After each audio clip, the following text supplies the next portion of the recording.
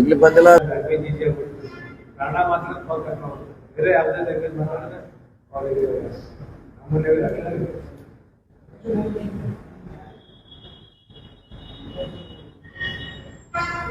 ಈಗ ಸಿಲಿಂಡರ್ಗಳ ಕೊರತೆ ಆಗ್ತದೆ, ಬಹಳಷ್ಟು ಹೋಟೆಲ್ಗಳು ಬಂದ್ ಆಗ್ತಾ ಇದ್ದಾವೆ. ಜಿಲ್ಲಾಧಿಕಾರಿಗಳಿಗೆ ಏನಾದರೂ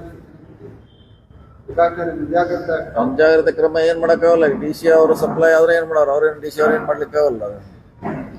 ಈಗ ಮೇಲ್ಗಡೆಯಿಂದ ಸಪ್ಲೈ ಕಡಿಮೆ ಆದಾಗ ನಾವು ಕಡಿಮೆ ಮಾಡ್ಬೇಕಾಯ್ತು ಅಷ್ಟೇ.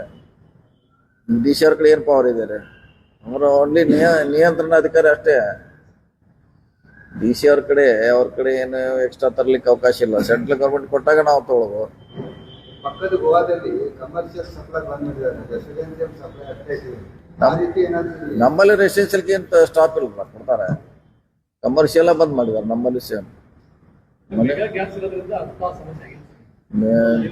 ಮೇಜರ್ ಸಮಸ್ಯೆ ಹೋಟೆಲ್ದು, ಕಮರ್ಷಿಯಲ್. ಬೇರೆದೇನು ಸಮಸ್ಯೆ ಏನಿಲ್ಲ.